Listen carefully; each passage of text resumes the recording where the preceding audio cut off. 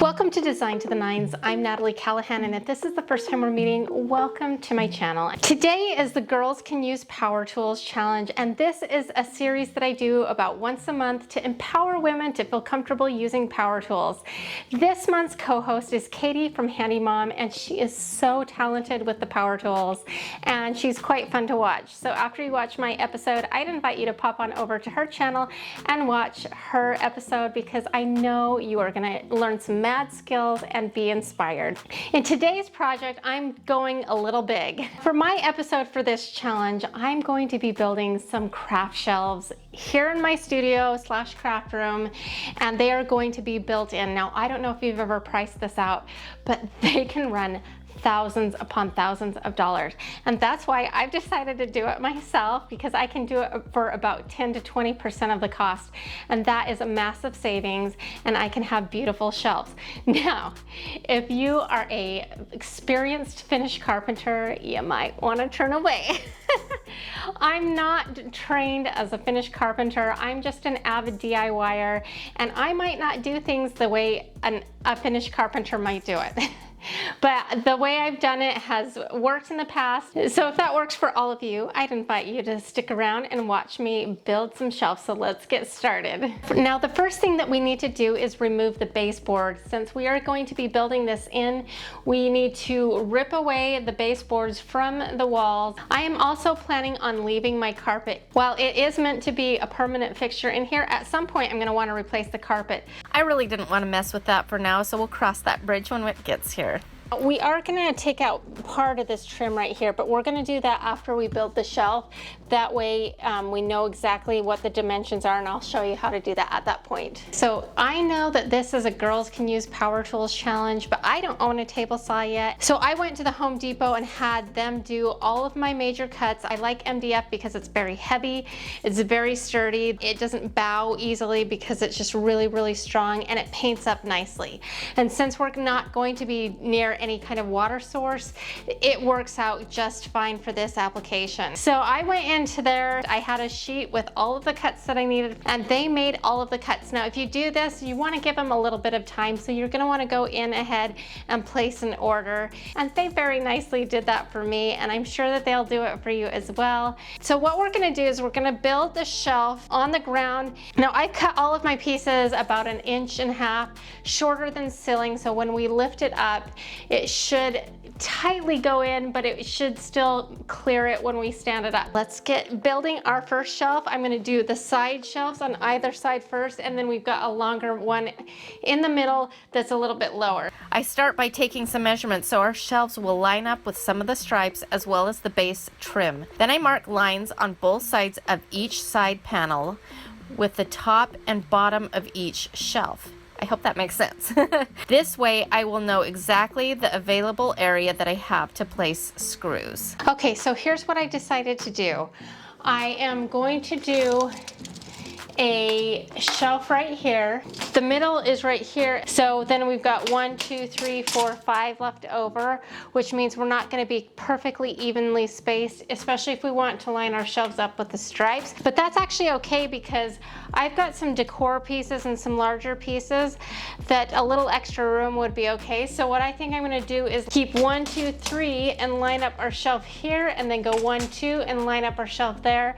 And so this space will be a little bit bigger. Because we want these markings on all the sides, I'm going to flip them over and use one as a template. We're going to do that on all 4 pieces for the 2 sides shelves, so that we have all of that done, so when it comes time to start assembling, it'll go so much faster. Okay, so by now you are going to be sweating. It's just inevitable. This part is a little bit tedious, but it's going to make putting the shelves together so much easier. You're going to be glad that you did this. So I know I've done this in other episodes, but I wanted to show you again how to use a nailer, especially one with the air compressor. And it's really easy to use. Now, you don't need to use a nail gun for this project. You can get away with just the screws, or you can hand nail some of these items in. But this is just going to make my job a little bit more simple, so I like that. Before we turn it on, I'm going to attach our nail gun, and the way you do that is you pull back on this end piece You stick it in and then you release, and that attaches it to the hose. I've got my dial set to right in the middle, and that's about 150 pounds of tank pressure and 100 pounds of regular pressure. And I found that pretty much works for most projects. If you find it's not going in far enough, then you can turn up the pressure. If it's going in a little too far, then you can turn down the pressure. So other than that, we just turn it on like that.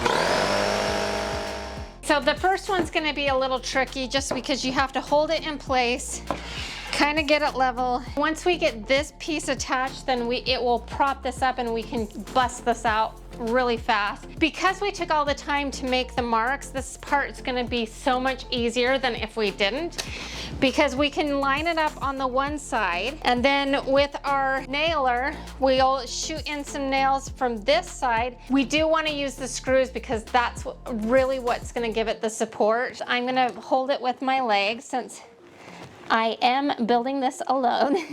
Line this all up. Oh yeah. Perfect. And then we will shoot in another nail.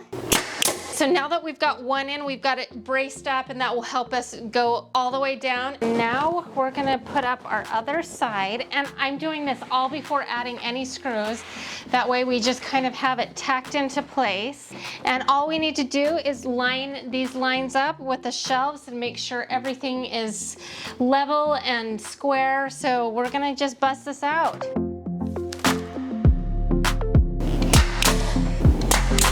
If we just left it with the nails, that wouldn't be sturdy at all. It would fall to pieces. So that's just to basically hold this in place while we do the next step. I have some 2.5-inch exterior screws. These are pretty handy. I'm gonna put 3 in each side of the shelf, and that should hold up pretty well, especially when we add the backing. With all of those things together, it should be pretty sturdy. So what we're gonna do is we're gonna just loosen the top of the drill and pull out our tip and put in our drill bit to pre-drill for the holes. And the way I like to tighten that up is I hold on to it while it's loose, squeeze the trigger, and that closes it. And so now we can pre-drill our screws. Since this is all attached together, all we need to do is pick where we want the screws and make sure we do it in between the 2 lines that we've drawn, and do it straight. You don't want to do it on an angle because you don't want screws coming out any of your shelves. So you want to make sure your drill is very straight. Line it up where you want. Switch out our tip to a countersinking tip because we don't want our screw heads to pop out. In fact, I plan on putting some putty over the top of them so you can't even see them at all. And put that countersinking tip on, and we're gonna put it in where we just pre-drilled the holes. Okay, we are gonna take off that tip and just put our regular Phillips tip on. Now we can just start drilling our screws in. Now we need to do it to all the shelves on both sides.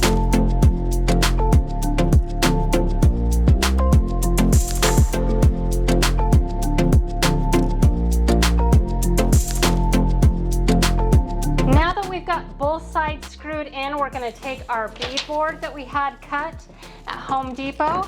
We're going to slide it on to the back here, and we are going to nail it into place. Before I do that, I want to mark where all of the shelves are so that we know where we can put a few nails in each shelf.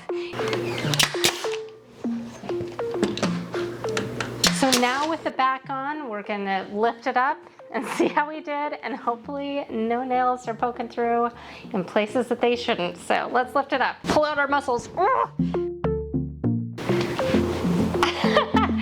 If you have back issues, get some help, but look how it looks. It's pretty good. Now we'll build the other one that's like this, and we'll go to that point. Even though my measurements were correct, the carpet was kind of pushing back. So I decided to attach the trim to the shelf before installing it into place. Before we can start our centerpiece, we need to get both side shelves in their spot, and this is because we need to double check our dimensions and make sure we're super certain. And so in order to do that, we're gonna also need to cut off some trim.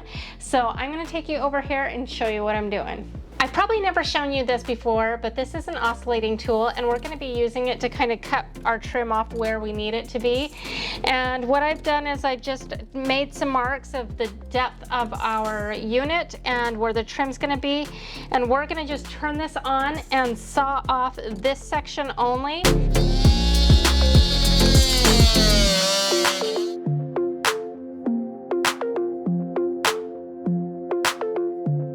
Now it's time to place our shelf, so let's pull out our guns again and push it into place.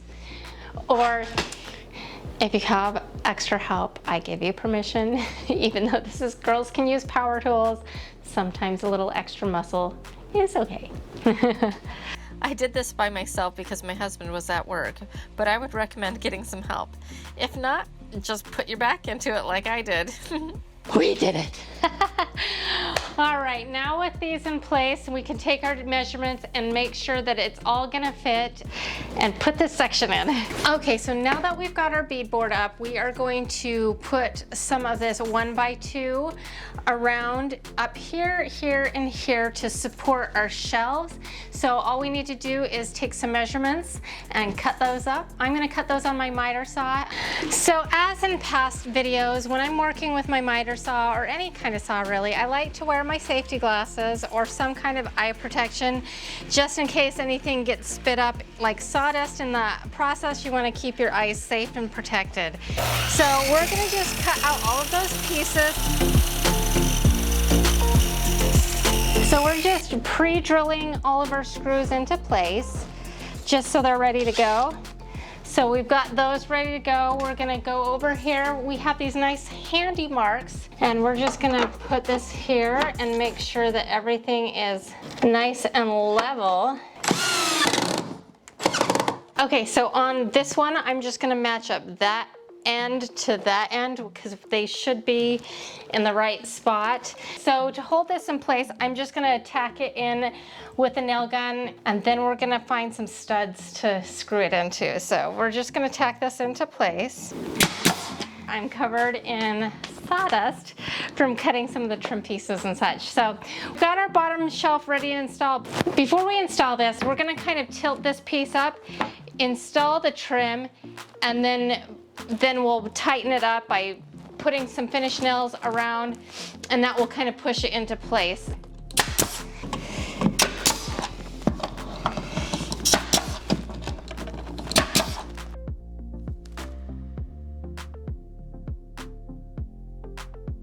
One last thing before we start trimming this whole thing out, to make sure this center section doesn't sag, even though it's pretty strong with the MDF, we're gonna put some support beams back here, and I've got those pre-cut, and we'll just nail those into place.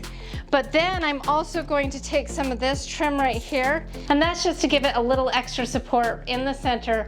I don't think that it will really need it, but it's just one extra step. Then we're gonna use the same trim to trim out the shelves and go to town. I might have to get a taller ladder to finish this job or something.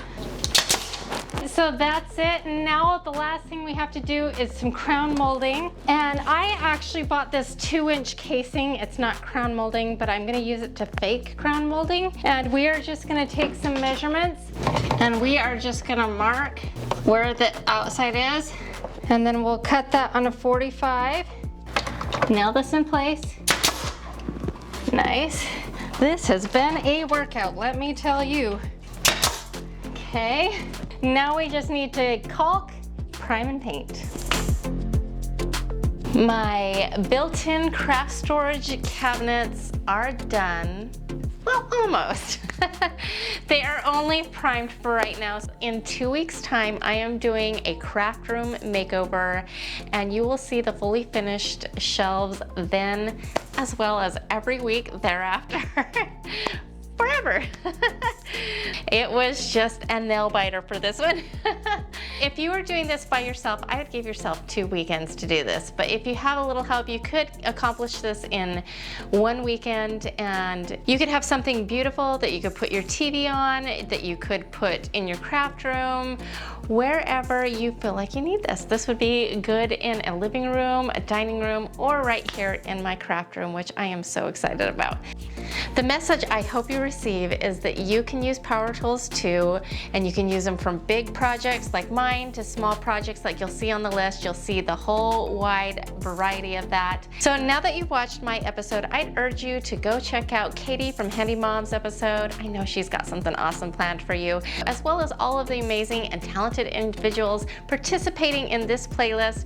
From big to small, you will be inspired when it comes to power tools. If you liked this episode, here's another episode that I think you'll like. And until next time, to all of my DIY Niners, bye.